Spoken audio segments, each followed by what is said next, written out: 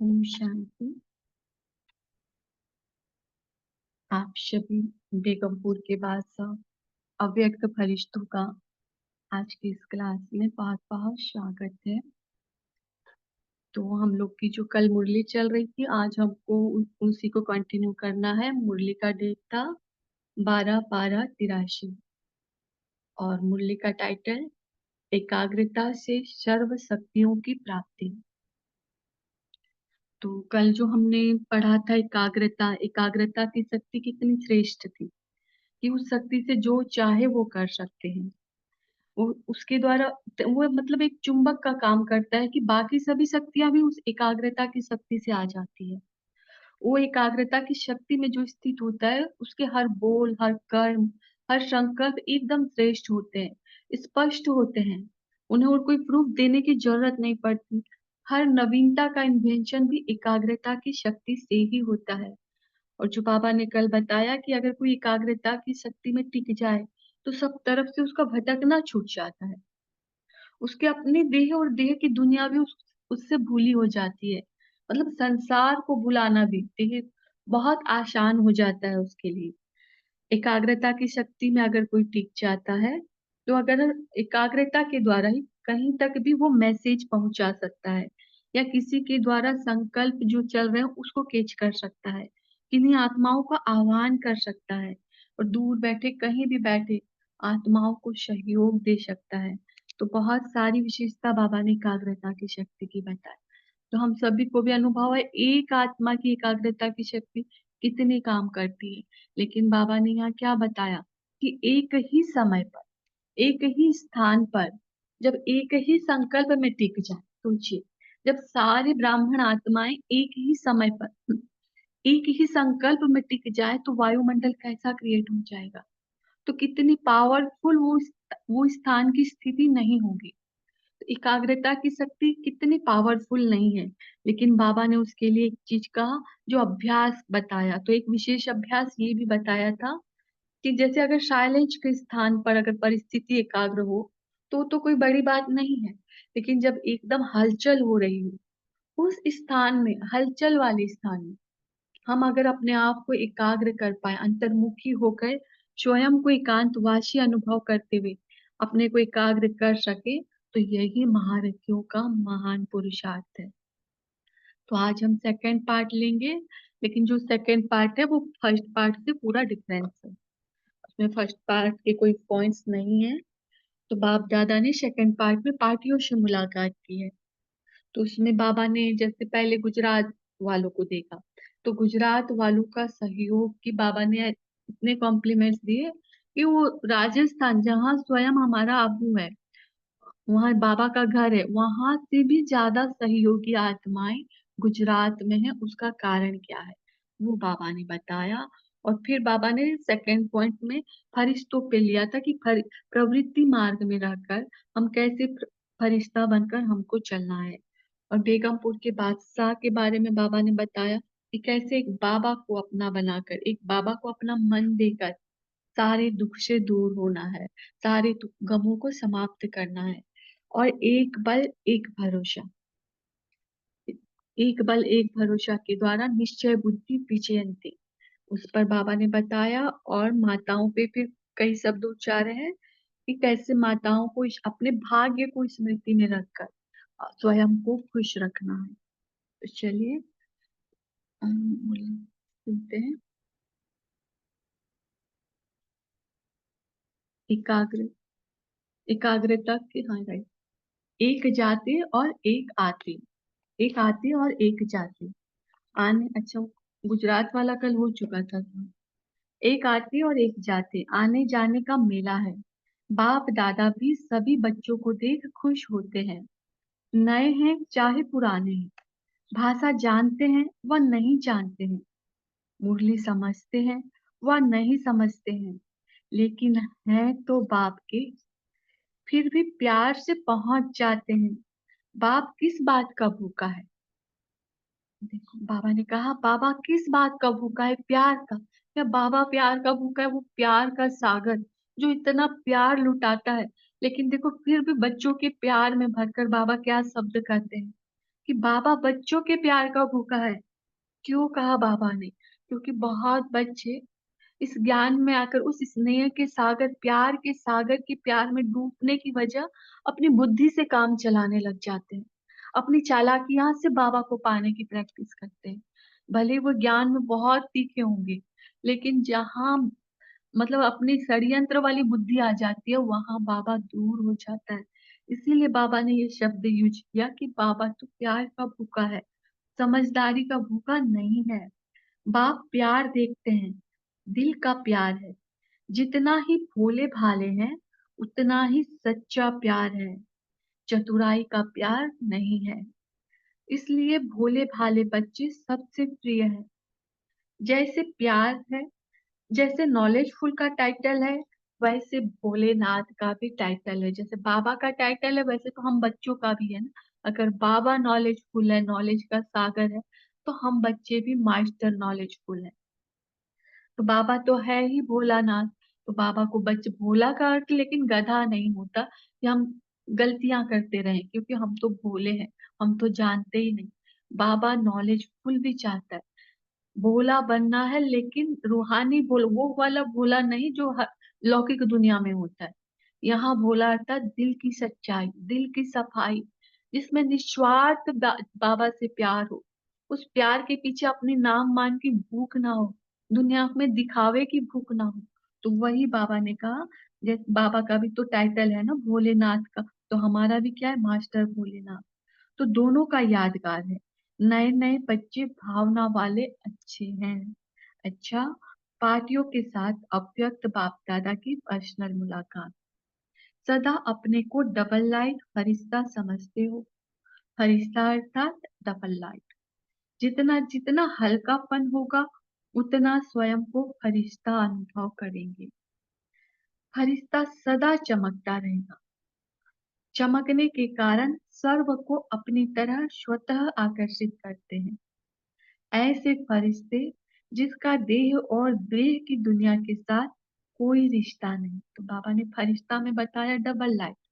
तो एक तो लाइट की वजह से भी अट्रैक्शन होता है, या एकदम अंधेरा हो, उस अंधेरे में एकदम से लाइट का कुछ जा रहा हो, तो हमारे फरिश्ते का शरीर प्रकाश वाला लाइट है। और दूसरा एक लाइट है जो हम बाबा के सर्व गुणों सर्व शक्तियों से भरे हुए हैं। तो हमारे अंदर जो रूहानियत की खुशबू भरी हुई है, वो फरिश्ते की खुशबू से भी अट्रैक्शन होता है, जो सर्व के कल्याण के लिए बना हुआ है। तो एक तो होते हैं सर्व गुणों की से अट्रैक्शन, दूसरा उस लाइट से अट्रैक्शन। तो इसीलिए बाबा ने कहा, और दूसरा और एक पॉइंट दिया कि देह और देह की दुनिया के साथ हमारा कोई रिश्ता नहीं होता। कल्याण सभी का करते, लेकिन कोई अट्रैक्शन, कोई अटैचमेंट नहीं। शरीर में रहते ही है सेवा के अर्थ, ना कि रिश्ते के आधार पर। देह के रिश्ते के आधार पर नहीं रहते, सेवा के संबंध के हिसाब से रहते हैं। संबंध समझकर प्रवृत्ति में नहीं रहना। लौकिक दुनिया में आज तक हमारा संबंध जो था, बाबा के ज्ञान में आने के बाद संपूर्ण परिवर्तन हो गया। बस स्मृति में रखना है। कहीं बच्चे को चोट आ जाती है तो उतना दर्द में नहीं भरना है कि मेरे बच्चे को चोट आ गई। बाबा ने तो रिश्ता पूरा ही बदल दिया कि तुम यहाँ सेवा अर्थ हो, रहम की भावना हो, लेकिन मोह नहीं हो। तो बाबा ने कहा सेवा का संबंध है, कर्म बंध के वशीभूत होकर नहीं रहते। सेवा के संबंध में क्या क्यों नहीं होता, पूरा डिटेच। कैसी भी आत्माएं हैं, सेवा का संबंध प्यारा है। जहाँ देह है, वहाँ विकार है। देह के संबंध से विकार आते हैं, देह के संबंध नहीं तो विकार नहीं। किसी भी आत्मा को सेवा के संबंध से देखो तो विकारों की उत्पत्ति नहीं होती। मतलब कोई मोह भी नहीं होगा, कोई उनकी तरफ अट्रैक्शन भी नहीं होगा, न उनके मोह मोह में फंस के हमको दर्द भी नहीं होगा। तो ऐसे फरिश्ते होकर रहो, रिश्तेदार होकर नहीं।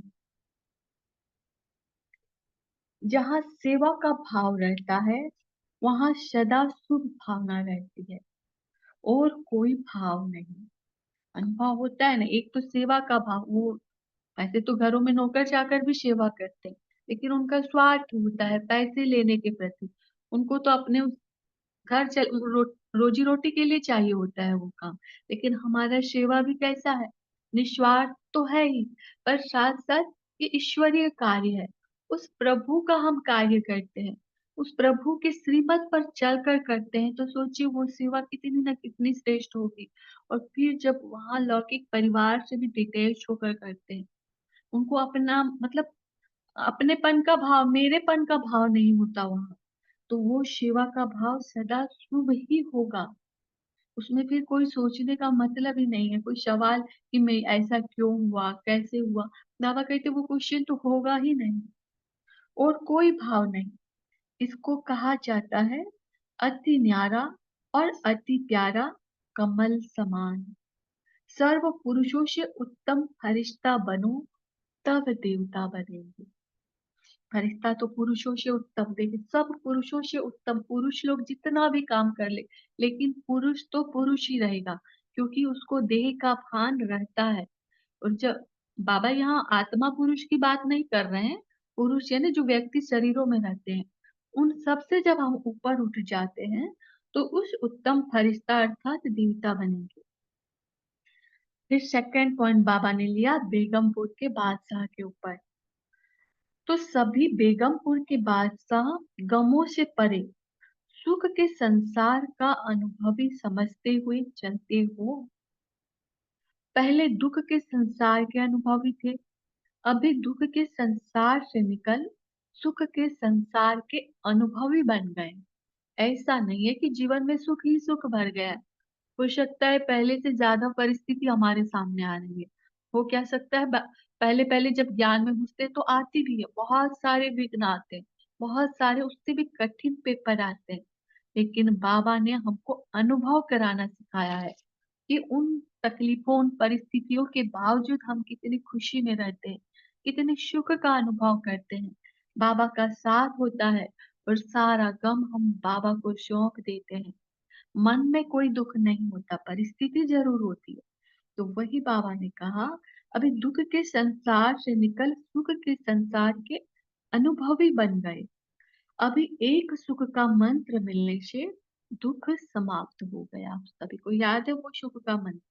बताते हैं बाबा, सुख दाता की सुख स्वरूप आत्मा।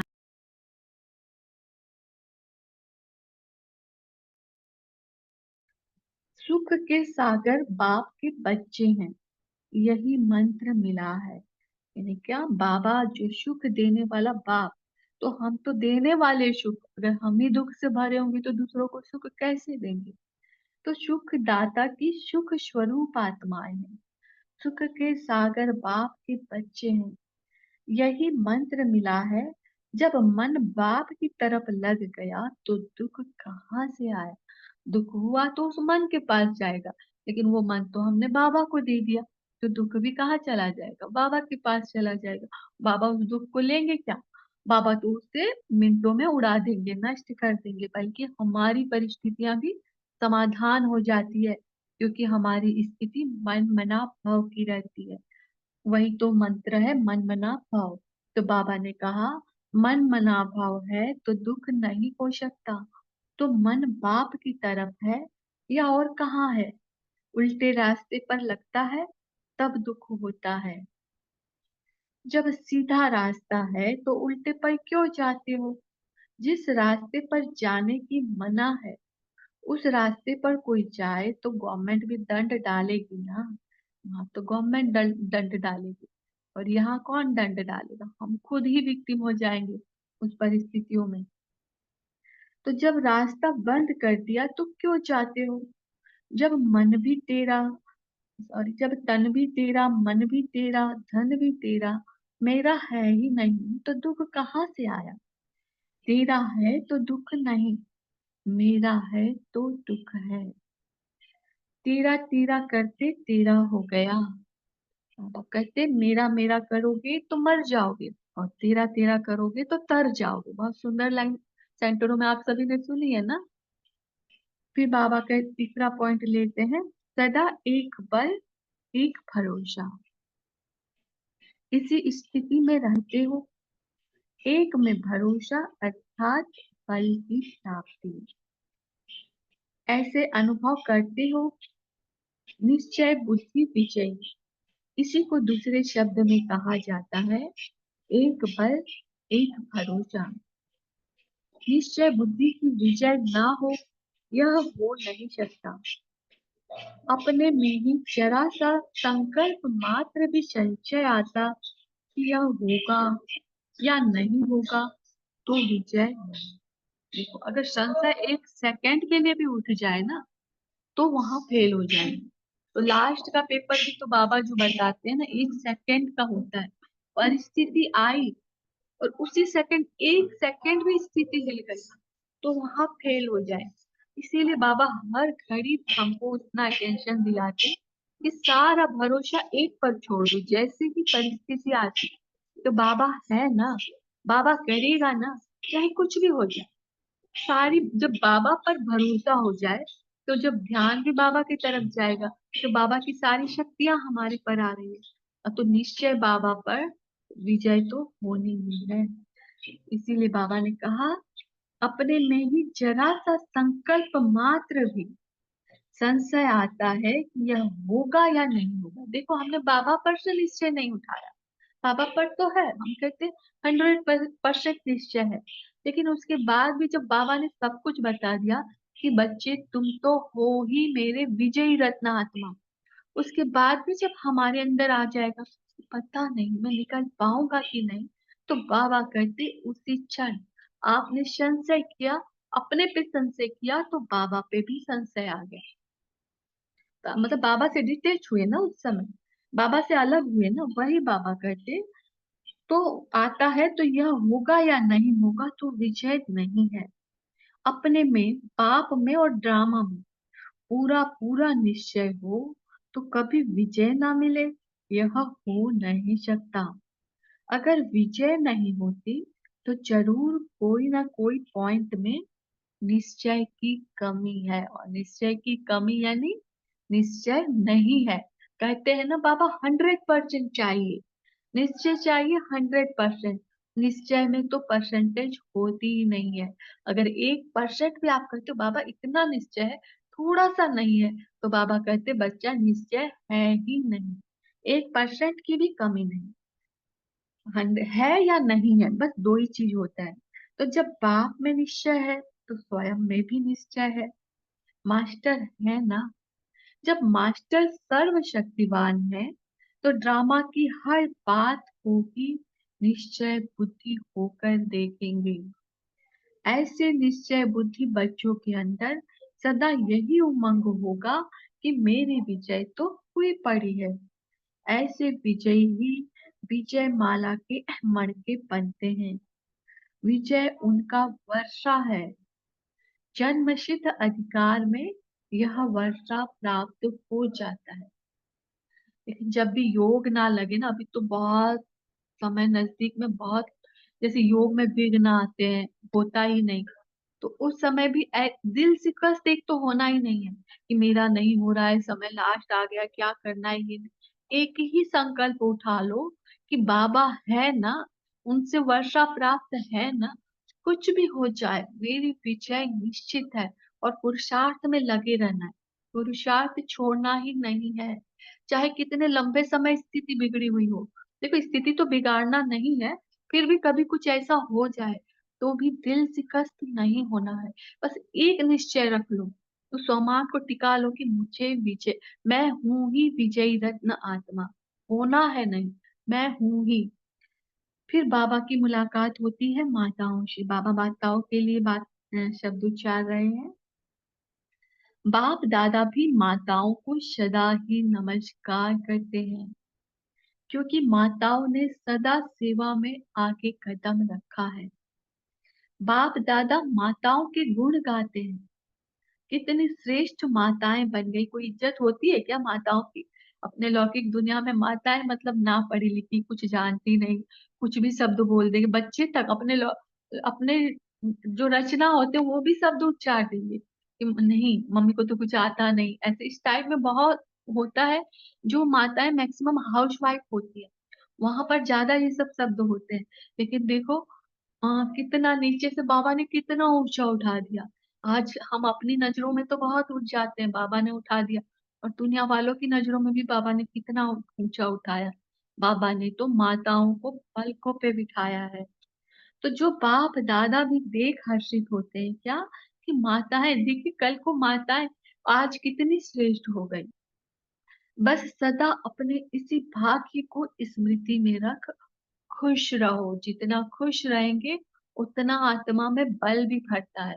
इसीलिए बाबा, जिन माताओं को ज्यादा ज्ञान नहीं आता ना, तो बस मेरा बाबा, मैं बाबा की कौन मिल गया मुझे, इस भाग्य की नशे में खुश रहने को कहता है। क्योंकि खुशी भी उनकी पावर बढ़ा देती है। तो खुशी, उन्हें योग ना आए ना तो भी पावर बढ़ जाती है। नशा है ना बाबा का। तो मन मन में खुशी के गीत सदा बजता रहे। और माताओं को काम ही क्या है, ब्राह्मण बन गए तो गाना और नाचना, यही काम है। शरीर के द्वारा नहीं, बाबा कहते मन से नाचो, मन से गीत गाओ। एक एक जगत माता अगर एक एक दीपक जगाए, तो अब कितने दीपक जग जाएंगे। किस दीपक की बातें कर रहे बाबा, मतलब एक एक बच्ची को ज्ञान में ले आए। माताएं तो ला सकती हैं। माताएं अगर शुभ भावनाएं रखकर किन्हीं को ज्ञान देना, कोई ना कोई तो निकल जाएंगे। इसीलिए बाबा कहते कि अगर एक एक माता एक एक दीपक को जगाए, तो सोचो कितने दीपक जग जाएंगे। जग की माता जग के दीपक जगा रही हो ना। दीपक जगते जगते दीपमाला हो ही जाएगी। अच्छा, अब बाबा प्रश्न ले रहे हैं। सेवा का सहज साधन अथवा सर्व को आकर्षित करने का सहज साधन व पुरुषार्थ कौन सा है। हर्षित मुख चेहरा, जो सदा हर्षित रहता है वह स्वतः ही सर्व को आकर्षित करता है और सहज ही सेवा के निमित्त भी बन जाता है। हर्षित मुक्ता खुशी की निशानी है। खुशी का चेहरा देख स्वतः पूछेंगे क्या पाया, क्या मिला। तो सदा खुशी में रहो। क्या थे, क्या बन गए, इससे ही सेवा होती रहेगी। तो जो खुशी का चेहरा भी कोई आर्टिफिशियल खुशी का चेहरा थोड़ी। जब वो नशा अंदर से रहेगा कि मुझे कौन मिल गया, मुझे कौन पढ़ाता है, मैं किसकी हो गई, मैं क्या प्राप्ति के लिए पुरुषार्थ कर रही हूँ। जब ये सब होगा तो चाहे कितने ही बड़े, मतलब नशा, सिर्फ बाबा नशा चढ़ाने को कहते हैं। जब नशा अंदर रहेगा तो सामने कितना ही बड़ा दुख होगा, हमको स्पर्श भी नहीं करेगा। कोई कितने ही कड़े कड़े शब्द बोल रहे होंगे, कहते हैं कि सहन शक्ति की जरूरत ही नहीं है यहाँ पर, क्योंकि वो शब्द हमको स्पर्श ही नहीं करेंगे, जैसे कि कुछ असर ही नहीं हो रहा है। तो वो चेहरा की हर्षित मुक्ता जो होगी, वो हर्षित मुक्ता बाहर वालों को, क्योंकि इसमें रूहानियत की खुशबू भरी हुई है। जैसे कि हम लोग चलते फिरते अव्यक्त स्थिति में है, वो अनुभव होगा। तो वो स्थिति स्वतः सभी को आकर्षित करेगी।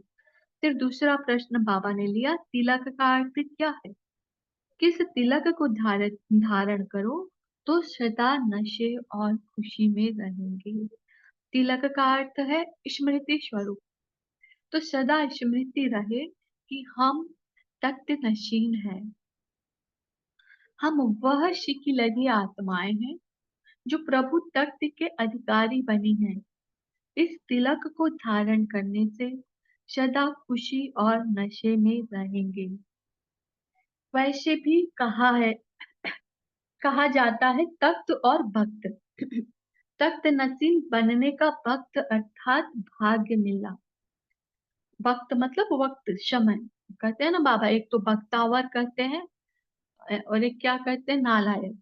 नालायक मतलब जो लायक नहीं है, और बख्तावर मतलब जो भाग्यवान, अर्थात क्या, जिसके पास वक्त है, जिसने वक्त को, समय को सही उपयोग किया, वो होता है वक्त आवर। मतलब आए हुए समय, वक्त को, समय को बहुत उसने कीमत समझा, तो वो हो जाता है बख्तावर, क्योंकि एक एक सेकंड को उसने यूज किया। और जो नालायक है, इसने अपने पूरे समय को बर्बाद करके अपने को लायक नहीं बनाया। तो वही बाबा ने कहा, तख्त और वक्त, तख्त नसीब बनने का वक्त अर्थात भाग्य मिला। तो सदा श्रेष्ठ तख्त और वक्त वाली आत्माएं हैं। यही नशा और खुशी सदा रहे। अच्छा, बाबा का याद प्यार ले लेते हैं। ऐसे ऐसे स्मृति स्वरूप तख्त नशीन आत्माएं, सदा हर्षित मुक्त आत्माएं, ऐसे बाप के भोलेनाथ बच्चे, डबल लाइट फरिश्ते, ऐसे एक मन बाप की तरफ लगाने वाले बेगमपुर के बादशाह बच्चे, ऐसे एक बल एक भरोसा द्वारा निश्चय बुद्धि विजयी होने वाले बाप दादा के शिकिलते बच्चों को ठेरो ठेरो याद प्यार और नमस्ते। और ऐसे श्रेष्ठ ज्ञान, प्यार और वरदानों से भरपूर करने वाले प्यारे बाप दादा को भी हम सभी बच्चों का बहुत बहुत याद प्यार और नमस्ते। शुक्रिया प्यारे बाप दादा, शुक्रिया। शुक्रिया सभी मीठे मीठे भाई बहनों का भी बहुत बहुत शुक्रिया। अभी हम सभी 1 मिनट साइलेंट में रहेंगे और फिर उसके बाद सभी मनन चिंतन शेयर करेंगे। ओम शांति।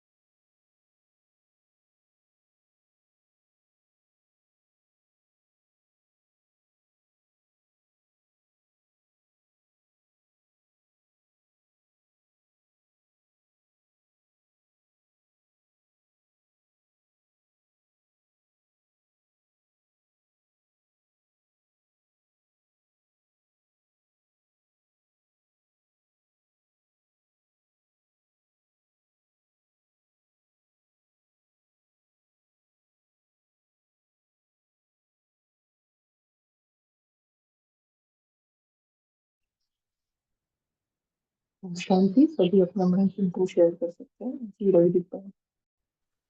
जी ओम शांति। Good morning. तो आज बाबा कह रहे हैं कि मुझ आत्मा का बाप से दिल से प्यार है और वैसे ही बाप का भी मुझ आत्मा से दिल का प्यार है। तो खुद को सदा डबल लाइट समझकर कि मैं हूँ ही फरिश्ता, और यही भाव रहे कि मैं फरिश्ता इस देह में अवतरित हुआ हूँ सेवा के अर्थ।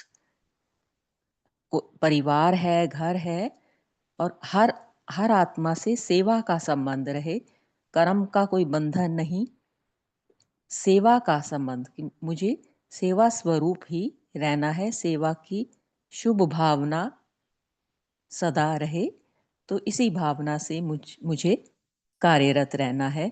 और बाबा ने हम माताओं को भी कहा कि बाबा हम माताओं को देख कितना हर्षित होते हैं, और मुझे खुद को जगत माँ समझकर चलना है।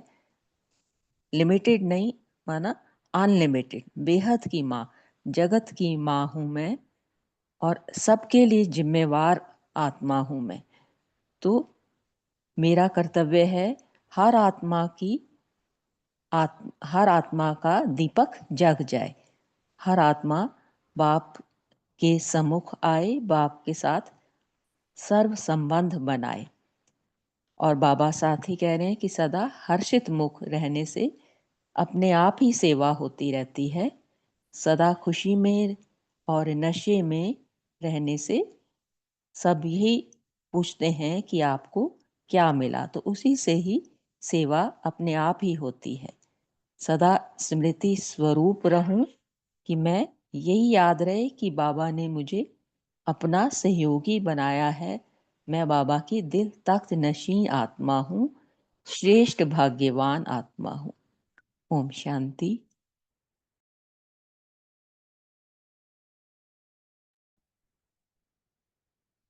जी नमिता मैम, आप शेयर कर सकते हैं।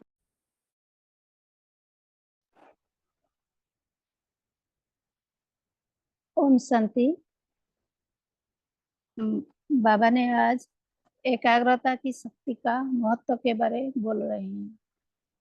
तो बाबा कहते हैं जितना जितना हम हल्का होंगे, सरल होंगे, उतना स्वयं में फरिश्तापन अनुभव करेंगे।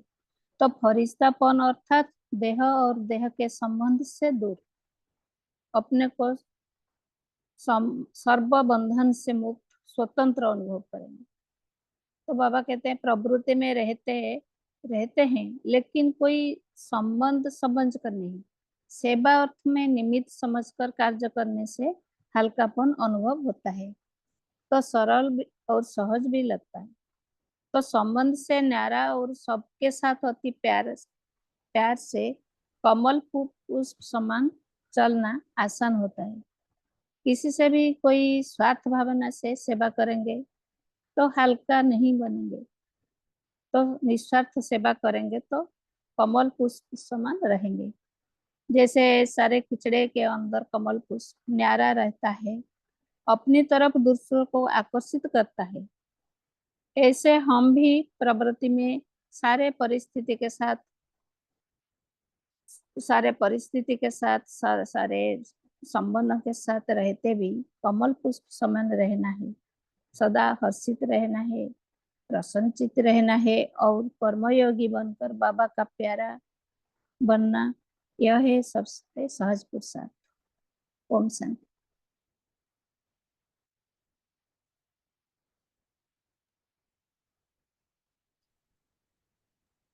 ओम शांति। तो आज बाबा ने विशेष निश्चय बुद्धि जयंती के बारे में बताया, एक भरोसा। तो इसके ऊपर भी मन चिंतन शेयर कर सकते हैं कि आपके जीवन में, इस अलौकिक जीवन में आपने इसको कैसे उपयोग किया, आपके जीवन में कुछ अनुभव आया होगा, या इसके ऊपर भी आप मन चिंतन शेयर कर सकते हैं कि हमें निश्चय बुद्धि कैसे है और एक बल एक भरोसा कैसे हम यूज कर सकते हैं, या जो भी पॉइंट आपको अच्छा लगा वो भी आप शेयर कर सकते हैं।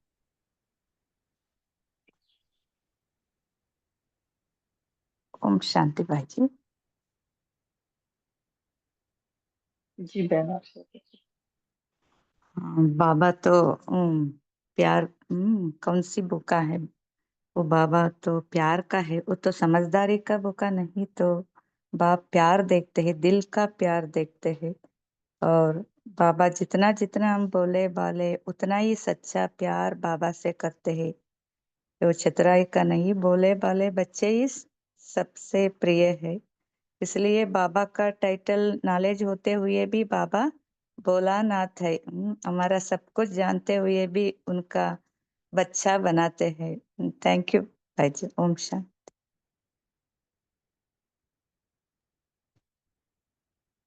हैं। बहुत सुंदर है ना, ऐसे भक्ति में भी कहते हैं ना कि प्यार का भूखा है, ऐसे कुछ गीत भी है। जी बहुत अच्छा।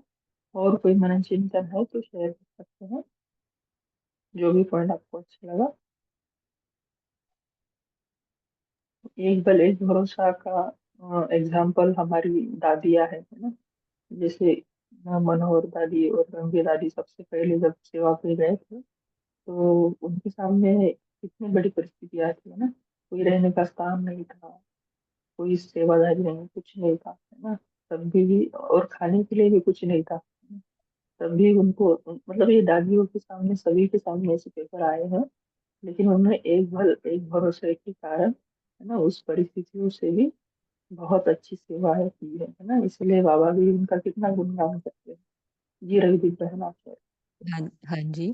तो एक बल एक भरोसा, सदा यही स्थिति रहे। तो बाप पे भरोसा रहे 100%, 1% भी संशय बुद्धि नहीं होना है। जब बाप पर 100% भरोसा होता है तो बल की प्राप्ति होती है, शक्तियों की प्राप्ति होती है। तो खुद में भी भरोसा हो, बाप में भी, और ड्रामा में भी पूरा पूरा निश्चय हो। ऐसे निश्चय से विजय होती ही है। तो बाबा कहते हैं कि हम आत्माएं तो मास्टर सर्वशक्तिमान हैं, तो जो विजय तो मेरी हुई ही पड़ी है हर क्षण, विजय तो मेरा जन्म सिद्ध अधिकार है। तो ये शक्ति तब आती है जब परमात्मा पे पूरा भरोसा हो, पूरा निश्चय हो। ओम शांति। जी बहुत सुंदर। और कोई पॉइंट शेयर करना चाहेगा? ओम शांति। जी ओम बोलिए। शांति। बाबा बोले बोलिए माताओं आप। को, ओम शांति। बाबा माताओं की महिमा करते हैं कि माताओं को एक एक दीप जगाएंगे तो माता कितने दीप जगा देंगी। ओम शांति। ओम शांति भाई जी बोलो। हाँ जी। जो एक बॉल एक भरोसा के बारे, जब हम बाबा को सब कुछ समर्पण कर देते हैं तो बाबा से हम बल मिलता है, तो हम बाबा पर भी 100% निश्चय आ जाता है। क्योंकि सब कुछ जब समर्पण करता है तो हमारे मन में कोई संशय नहीं चलता है। तो निश्चय बुद्धि उस टाइम निश्चय बुद्धि ही हमारा 100% काम करता है। तो बाबा से हमको भी बल मिलता है।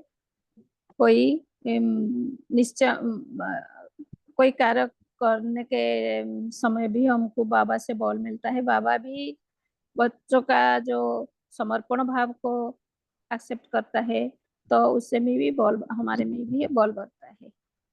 तो निश्चय बुद्धि एक बल एक भरोसा, माने बाबा के तरफ एक हमेशा बाबा के याद में रहना है, बाबा के तरफ बुद्धि जाना है, बुद्धि रखना है।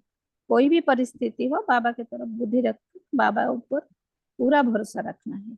इसमें क्या क्योंकि कोई क्वेश्चन नहीं हुआ कि नहीं हुआ, ऐसे भी कोई मन में क्वेश्चन ना आए, तो बाबा पर पूरा भरोसा रखना। ओम शांति। जी बहुत सुंदर भाई। बाबा ने यही कहा है, ठीक है। और तन भी तेरा, मन भी तेरा, ये धन तेरा भी तेरा। तो इसी को आपने समर्पण कहा है, समर्पण के हिसाब से कहा है। तो बहुत सुंदर, यही हमें करना है ना। जब बाबा का ही सब कुछ है तो संशय किस बात को है। जी कभी खबर आपको शेयर करें। जी ओम शांति। जैसे एक बल एक भरोसे की बात चल रही है, तो बाबा का कहना यही है कि बाबा ने कहा ना कि जब बाप में निश्चय है तो स्वयं में भी निश्चय है। तो जैसे दुनिया में भी कहते हैं मास्टर सो एंड सो, माने किसका बच्चा है एड्रेस करने के लिए, तो उसी तरह हम किसके बच्चे हैं, बाबा के बच्चे हैं। तो ऑब्वियसली जैसा बाबा है वैसे हम हैं ही। तो ये निश्चय तो पक्का है। और बाबा हमेशा कहते हैं कि मुझे ड्रामा पसंद है। तो जब बाबा को जो चीज पसंद है वो बच्चों को भी पसंद होगी ना। और जैसा बाबा है सर्वशक्तिवान, वैसे हम भी मास्टर सर्वशक्तिवान हैं। तो इसलिए बाबा कहते हैं कि ड्रामा की हर बात में हम निश्चय बुद्धि होके रहें, क्योंकि हमें बाबा ने ऑलरेडी बताया है कि ड्रामा जो है ना ये कल्याणकारी है और एक्यूरेट है, न्यायकारी है, फिक्स्ड है और रिपीट होता है। जब सब कुछ बना बनाया है तो हमें उसमें ज्यादा बुद्धि चलाने की जरूरत ही नहीं है। उसमें कोई निश्चय लाने की जरूरत ही नहीं है कि ये क्या हो रहा है, ये क्यों हो रहा है, या किसी के पार्ट को देख के, किसी के रोल को देख के संशय करना, ये क्यों ऐसे करते हैं, मेरे साथ ही क्यों होता है, ऐसी परिस्थिति क्यों आई। तो ये सारी जो बातें हैं ये संशय वाली बातें हैं। और जब संशय है तो हार तो निश्चित है। तो हमें किसी बात में संशय नहीं लाना है, क्योंकि सब कुछ अच्छा ही है और सब कुछ जो हो रहा है वो अच्छा ही हो रहा है। तो ये हमारे लिए कल्याण ही है, क्योंकि बाबा जब आए तभी संगम युग कहला गया। और संगम युग को स्पेशली टाइटल भी है कि ये कल्याणकारी युग है। तो हमारा हर चीज में कल्याण ही है, इसलिए ज्यादा हम उस पे ध्यान ना दें, बस एक बल एक भरोसे रहें। बाबा वही चाहते हैं हम बच्चों को। और साथ में बाबा ने ये भी कहा, जब हमारे मन को हम सिवाय बाबा के कहीं और लगाते हैं, जैसे कि ड्रामा के जो भी सीनरियां हैं उसको देख के हम अ, मन को वहां पे बिजी कर देते हैं, तो बाबा कहते हैं कि ये दुख देगा आपको। क्योंकि मन को बाबा ने कहा मुझे दे दो, माने मन मना भव कर दो।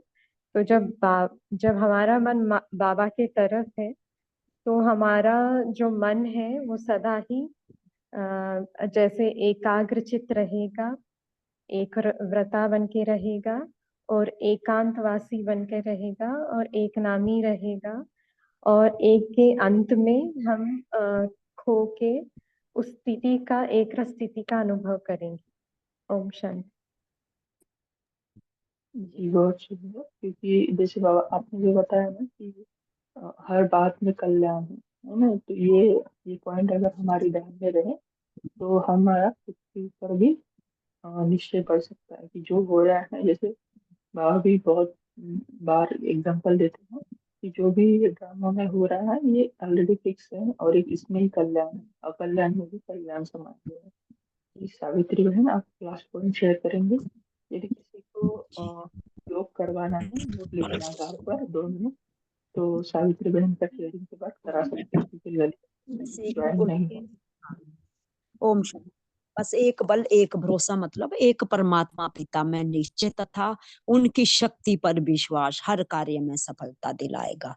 तो यहाँ पर हमें जैसे बाबा ने आगे एक, जब मन भी तेरा तन भी तेरा धन भी तेरा, तो मेरा है ही नहीं तो दुख कहाँ से आया। तो हमें यहाँ पर बेगमपुर के बादशाह बनकर उसको अनुभव करना, उस सुख में संसार को अनुभव करना है। और अनुभव करने से क्या होगा कि हम सुख दाता की सुख स्वरूप आत्माएं, सुख के सागर भाव के बच्चे।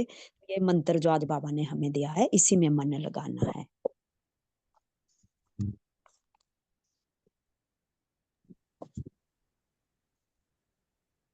जी विठल भाई जी, आप शेयर करना चाहते हो?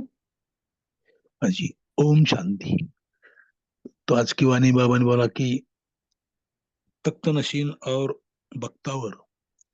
तो बख्तावर माना इस संगम युग का एक एक सेकंड हर समय सफल करते हैं। तो हम भी क्या बन जाते हैं, बाप दादा के तख्त नशीन बन जाते हैं। शांति। जी,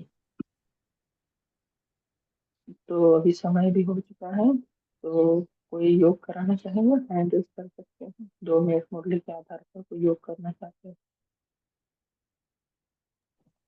तो आज का होमवर्क हम यही देंगे कि हमें एक बल एक भरोसा है ना, जैसे बाबा ने कहा है वैसे करना, चाहे कैसे भी हमारा पुरुषार्थ चल रहा है कुछ भी हो, लेकिन हमें बाबा के ऊपर निश्चय नहीं कम करना है। हमें क्या करना है? एक बल एक भरोसा पे और बाबा पे निश्चय, हमारे पे ऊपर निश्चय और ड्रामा पे निश्चय, मैंने तीनों निश्चय पर हमें आज अडिग रहना है, चाहे कैसी भी परिस्थिति हो।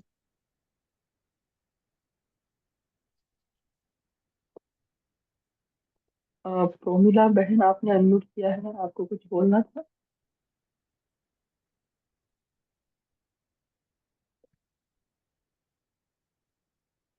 अच्छा पूनम बहन, आपको योग कराना है? बोल नहीं यार दीदी। जी भाई। हाँ जी हाँ जी, बोल बात करते हैं।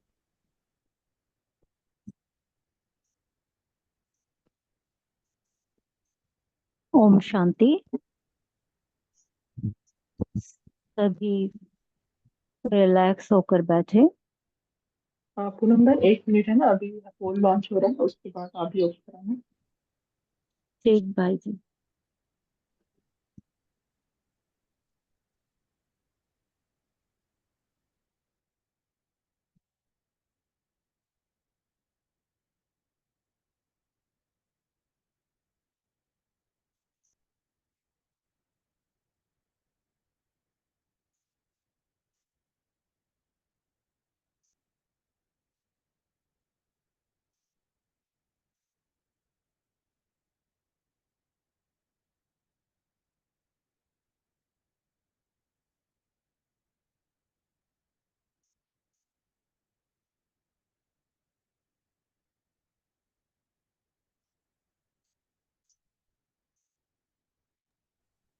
जी बहन पूनम बहन, आप स्टार्ट कर सकते हैं। ओम शांति। सभी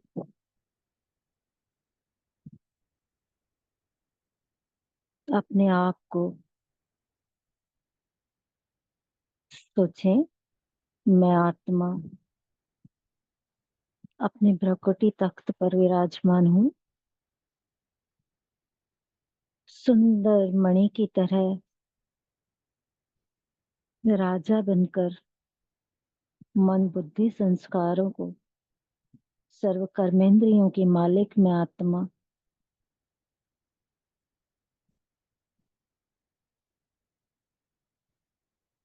बाबा के पास जाती हूँ।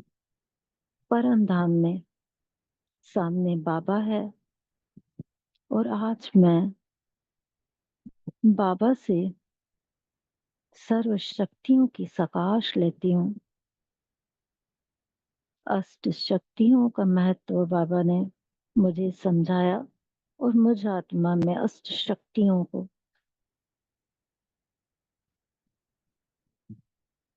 सकाश आते हुए मैं अपने आप में सर्व शक्तियों को आत्मसात कर लेती हूँ। 7 गुणों, आत्मा के 7 गुणों को 7 शक्तियों के रूप में बाबा मुझे दे रहे हैं और मैं सर्व गुणों सर्व शक्तियों की सकाश बाबा से लेते हुए अपने आप को भरपूर कर रही हूँ। कितना न स्नेह की शक्ति बाबा से मुझे मिल रही है और मैं आत्मा शिव बाबा की शक्तियों की पालना से पल रही हूँ। मैं बहुत ही भाग्यवान आत्मा हूँ, बहुत ही न सिर्फ सौभाग्यशाली पद्मा पदम भाग्यशाली आत्मा हूँ। मैं बाबा से बहुत शक्तियां पाके मैं बहुत बहुत बहुत शक्तिशाली बन जाती हूँ। मैं बाबा से सर्वशक्तिमान पिता से मास्टर सर्वशक्तिवान बन जाती हूँ। सर्व शक्तियों को अपने आप में आत्मसात करते हुए मैं बाबा को कोटि कोटि धन्यवाद देती हूँ। धन्यवाद बाबा, धन्यवाद। आपको सारे फरिश्ता आत्माओं को इस कॉल से जुड़ने के लिए कोटि कोटि धन्यवाद। अव्यक्त मुरली क्लब के सब सेवाधारियों को, सब आत्माओं को धन्यवाद। ओम शांति।